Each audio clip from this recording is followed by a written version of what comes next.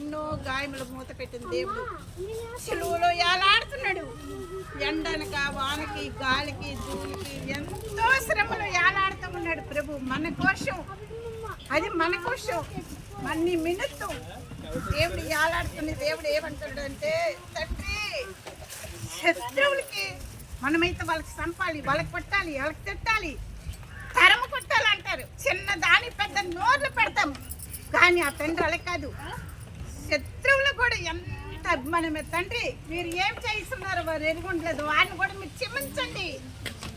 అంత గొప్ప దేవుడు.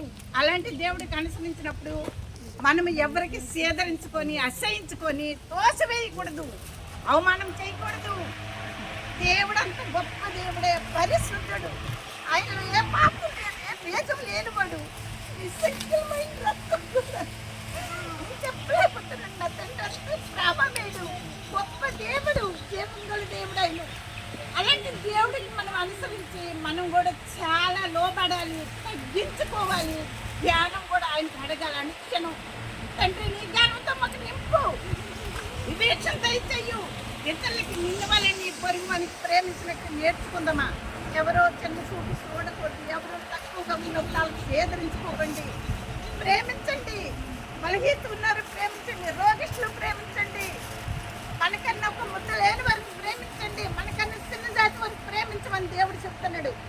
సాటి సమాజంలో ఏంటంటే చిన్న చూపు చూస్తున్నారు ఎక్కువ. డబ్బు ధనం, ఈ బంగారం ఏంటి, అంత శ్లాసులు మనకి నిమిషం కాదు, ఇది స్వంతం కాదు. నేను చెప్తున్నాను, ఎంతకంటే డబ్బు బంగారం ఏంటి నుంచి పుట్టొచ్చాము, కానీ దేనికి మన సొంతం కాదు. మనం మనసులు పెట్టి దేవుని పెట్టి మనం మనుషులు ప్రేమించండి. ఏ క్యాస్ట్ కాదు, ఏ దేని ఫీలింగ్ అవ్వకండి. చూడు, ఎవరికి సడ్డు వారికి, గుడ్డు వారికి, సెవిటి వారికి అసహించుకోకండి. మీకేమైనా సాయం ఉంటే సాయం చేయండి. దూషించకండి, మాట్లాడకూడదు, లేనిపోయిన మాట్లాడకూడదు, దూషించకూడదు. మనకు సాయం చేద్దాం, మనకు దూషిందనుకో సాయం చేయండి. మనం తినడం ముద్ద పెట్టండి, లేదనుకోండి సృతించండి. ఆ పేర్ల ప్రభా మీరు కూడా వీళ్ళకి సాయం చేయండి అని అడుగుతున్నాం దేవుడికి. ఎందుకంటే అంత గొప్ప దేవుడు. ఈరోజు మనం సృతిస్తున్న దేవుడు రాజు, కోటేశ్వరుడు, ధనవంతుడు ఆయన, నాగస్వరూపమైన దేవుడు ఆయన. ఆయన అంటే దేవుడికి ఇంకెక్కడ నేను చూడను. నా జీవితంలో ప్రతి కాలంలో కూడా ఆ ప్రభు లేకపోతే ఈ పొద్దు ఇక్కడ నేను నిలబడిందని కాదు. ఆ తండ్రి తెలుసుకోబెట్టి అనేక అవమానాలు, ఎంతలు అబద్ధాలు నా జీవితంలో వచ్చి ఎంతో మంది పోసి తరిమినట్టుండేది నా జీవితం. కానీ యేసయ్యకి అనుసరించినప్పుడు నా జీవితం ఎంతో మేలు పొందింది. అందుకే దేవుడు అంటే నాకు గొప్ప ఇష్టం. మనుషుల కన్నా నేను దేవుడిని ఎక్కువ ప్రేమిస్తాను.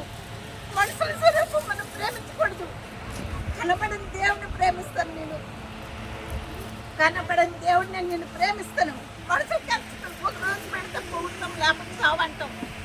మనుషులు పెట్టి ఎప్పుడు మనం ప్రేమించకూడదు. కనబడని దేవుడిని నేను అడుగుతాను, ఏంటి నా పరిస్థితి, నేనేంటి, నాకేంటి పరిస్థితి. దేవుడు పాత్ర అడుగుతాను. ఎక్కువ ప్రార్థన రాదు, ఎక్కువ మాటలు నేను బయటపడుతున్నాను. వాకింగ్ చూస్తున్నాను, ఇద్దరు ముందు వాకింగ్ చూస్తున్నాను, 5 వాకింగ్ ఉంటాను. ఎవరైనా ఏదైనా మాట చెప్తే ఆలోచిస్తాను. అంతవరకే నాకు చెవులు 2 వినపడవు, 2 కళ్ళు కూడా కనపడలేదు. 2 కళ్ళు ఆపరేషన్ చేసి దేవుడే నాకు యాక్సిడెంట్ కాలు కూడా ఎదుగుతుంది. అలాంటప్పుడు కూడా దేవుడు నా కాలు ఉన్నాడు. దేవుడు ఈరోజు కూడా ఆయన ప్రార్థన నడిపిస్తున్నాడు. అందరూ కూడా అనుదిన ప్రార్థనలో నాకు జ్ఞాపకం చేసుకోండి. నా ఏది కూడా గోల్డ్ అవుతుంది. బాగా పెంచుకొని మధ్యన బాగా చాలా ప్రాబ్లం గడిగడి చిన్నపోతున్నాను. నేను మంచి డాక్టర్ తీసుకొచ్చినాను. నొప్పి కూడా ఏం లేదు, అది బాగుంది. నేను డాక్టర్ చేయించుకున్నారు, ఆసుపత్రి వేయించుకొని అది బాగుంది. నొప్పి కూడా చక్కగా ఆడుతుంది. నాకు ఒక బాబు ఉన్నాడు. బాబు అంటే నా బాబు కాదు, పై బాబే, కానీ సొంత బిడ్డ కన్నా ఎక్కువ నాకు కొట్టేసినా పడతాడు. అలాంటి బిడ్డకి దేవుడే ఇచ్చాడు అనుకుంటానని బాబు అనుదిన నాకు తోడుగా ఉంటాడు. అందరూ కూడా నాకు తోడుకుంటారు. మంచి ఆత్మీయంగా అయితే నాకు తోడుగా ఉంటారు. వెళ్తారు, ఫోన్ చేస్తారు. అయితే రోజుకి నాకు అయ్యారు అంటారు.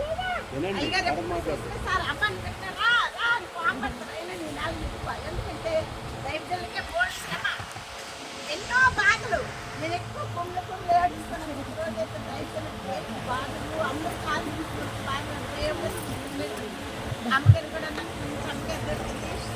వచ్చిరా మైక్ అది అందరూ ప్రార్థన చేయండి.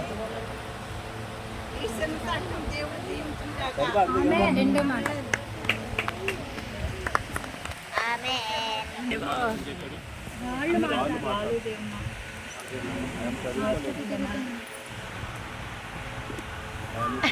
చదువు లేదు, రెండోది ఇంటి ప్రాబ్లం, మూడోది చూపు ప్రాబ్లం.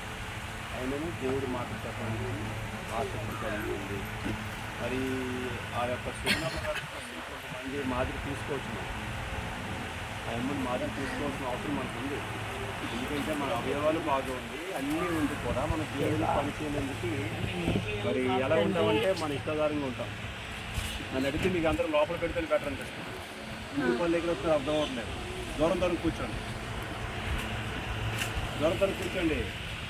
ఇది ఇల్లు కాదు, ఫ్యామిలీలో కూర్చోనండి. చర్చ్ మనం బయట కూర్చున్నాం, వాళ్ళు భయపడి బయట రాకూడదు అనుకో బయటకు వచ్చాం. పల్లె ఎగిలించింది కాదు మనం వచ్చింది, శుభ్రంగా ఉండండి. దేవుడు మాట తీస్తే పల్లె ఎగిలితే మనకు అర్థం అవ్వట్లేదు. వెళ్ళిపోతే బాధండి అయితే వెళ్ళిపోయాలి.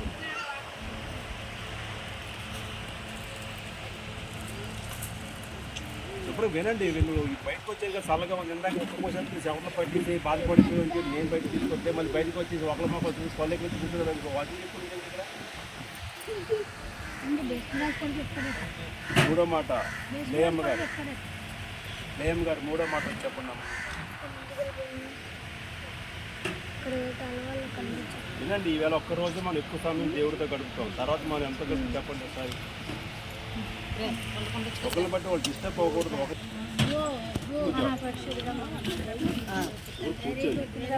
ఆ పిల్లలు గోల్ చేస్తే ఎవరో తీసుకుని బయట వెళ్ళిపోవాలి.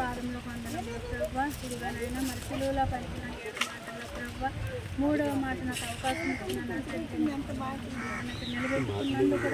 వినబడింది చెప్పినప్పుడు అందరు మాట వినబడుతుంది. ప్రభు నాయన మీ మాటలు మా నోట ఉంచి తండ్రి దీనులము దరిద్రులను ఎందుకు పనికిరాని వారు మాలాంటి వారి కోసం ప్రభు మీ యవన ప్రాణాన్ని త్యాగం చేస్తారు, మీ యవన రక్తాన్ని త్యాగం చేస్తారు ప్రభు తండ్రి మాటలు పలుకుతుండగా ప్రభు మీ ఆశీర్వాదం పరిశుభ్రంగా వేస్తున్నాము అడుగుతున్నాను తండ్రి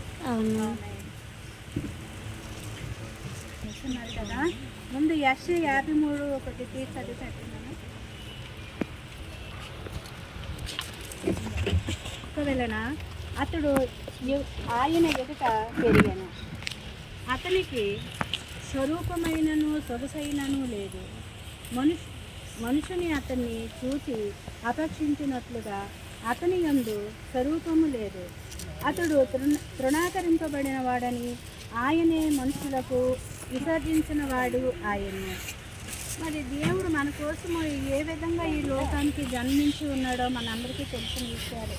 కానీ దేవుడు ఎంతో తగ్గించుకొని నేత మొక్క వల్ల నేత కూర వల్ల మన ఈ లోకానికి వచ్చిన దేవుడు అందరితో కూడా 12 సంవత్సరాల నుంచి కూడా అతను ఎన్నో అద్భుత కార్యములు చేస్తూనే ఉన్నాడు. అతను చేసిన మొట్టమొదటి కార్యం ఏమిటి? కానా విందులోని నీళ్ళని ద్రాక్షరసంగా మార్చి ఇటు ఆజ్ఞ రాపోయినప్పటికీ కూడా విందుకు పిలిచారు. మన అందరిలాగా ఆయన కూడా వెళ్ళారు. సడన్గా అక్కడ వేసిన ద్రాక్షరసం అయిపోయినప్పుడు ఏం చేశారు? తల్లి పిలిచింది, నా కుమారుడా ఇక్కడ విందు అయిపోయింది. కానీ వీళ్ళందరి దగ్గరే ఆ రాజు అవమానపడతాడు. కానీ ఇక్కడ మనకి ఇప్పుడు ఇక్కడ ఏం కావాలి? ద్రాక్షరసం నిండుగా ఉండాలి అనేటప్పుడు ఏం చేశారు?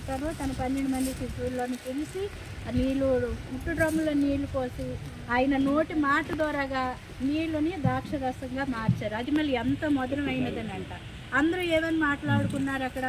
మధురమైన ద్రాక్షరసం వెనకతలో ఉంచుకొని ముందు ఎలాంటిది ఇచ్చారేటి అది అందరూ మాట్లాడుకున్నారు. అప్పటికి కూడా నా సమయం ఇంకా రాలేదు అని తనలో తన దేవుడు తన శిశువులతోని తల్లితోని చెప్పుకున్నారు. అయినప్పటికీ కూడా ఎన్నో కార్యములు దేవుడు చేస్తున్నప్పటికీ కూడా ఏం చేస్తున్నారు వీళ్ళు దేవుడికి? 4వ చదవండి. నిశ్చయముగా అతడు మన రోగములు భరించెను, మన వ్యసనములను సహించెను, అయినా మొత్తబడిన వానిగాను, దేవుని వలన బాధింపబడిన వానిగాను, శ్రమ నొందిన వానిగాను, ఘనత నొందినని పెంచితిరి.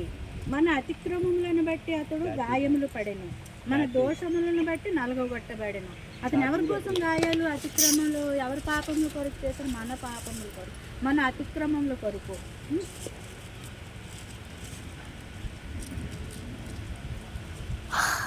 దేవుని వలన బాధింపబడిన వానిగాను శ్రమ నొందిన వానిని గాని మనుష్యుని అతనిని ఎంచుతిని.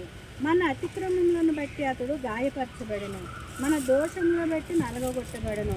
మన సమాధానార్థమైన శిక్ష అతని మీద పడెను, అతడు పొందిన దెబ్బల చేతే మనకు స్వస్థత కలిగెను. మన యందు గొర్రెల వలె త్రావ తప్పిపోతుంది, మనలో ప్రతి వాడును తనకిష్టమైన త్రోవకే తొలగిపోతున్నాడు. ఏం చేస్తున్నారు? మనం అంటున్నాం ఇప్పుడు ఆదివారం వస్తాము, అందరం కూడా ఎంత చక్కగా పవిత్రంగా దేవుడి మాటలు వినేస్తున్నాం. తర్వాత ఏం చేస్తున్నారు? బయటికి వెళ్ళి ఎవరు నచ్చిన వంకర మార్గంలోనే వారే నడుస్తున్నారు. ఆత్మీయ జీవితం అంటున్నారు. ఎవరు ఆత్మీయ జీవితంగా జీవిస్తున్నారా? అది మన సాక్షి, మన మనస్సాక్షి మనకే తెలియాలి. మనం ఇంట్లో ఎలా ఉంటున్నాం, బయట ఎలా ఉంటున్నాం, దేవుడి సన్నిధికి వస్తున్నప్పుడు ఎలాగ ఉంటున్నాం. మన ఆత్మే మనకి మనస్సాక్షి, మన ఆత్మే మనకు ఆత్మీయ జీవితం. మనం అందరము గొర్రెల వల్లే తప్పిపోతుంది, మనలో ప్రతివాడు తనకిష్టమైన త్రావుకి తొలిగను. యోహాను మన అందరి దోషమును అతని మీదకి మోపెను, అతడు దౌర్జన్యము నొందిన బాధింపబడిన వానిని అతని నోరు తెరవలేదు. ఎంత బాధిస్తున్నా కూడా అతని నోరు తెరవలేదు. ఒదుకు తేబడిన గొర్రె పిల్లవలే తన శరీరం అంతా గాయాలు చేస్తున్నా తెల్లవారి 3 గంటల నుంచి రాత్రి వరకు ఇక్కడ కానీ అక్కడ కానీ ఇక్కడ కానీ ఎన్ని దెక్కలు తిప్పినా కూడా అతనులో ఏ దోషము కూడా కనిపించలేదు. కానీ ఉదయం 9 గంటల నుంచి ఇప్పుడు ఈ 3 గంటల సమయం వరకు కూడా ఇంకా అతన్ని సిలువ వేయాలి, బందిపోటు విడిచిపెట్టాలి, దైవ కుమారుడికి సిలువ వేయాలి. అదే మాట మీద అందరూ ఒకే మాట మీద ఉన్నప్పుడు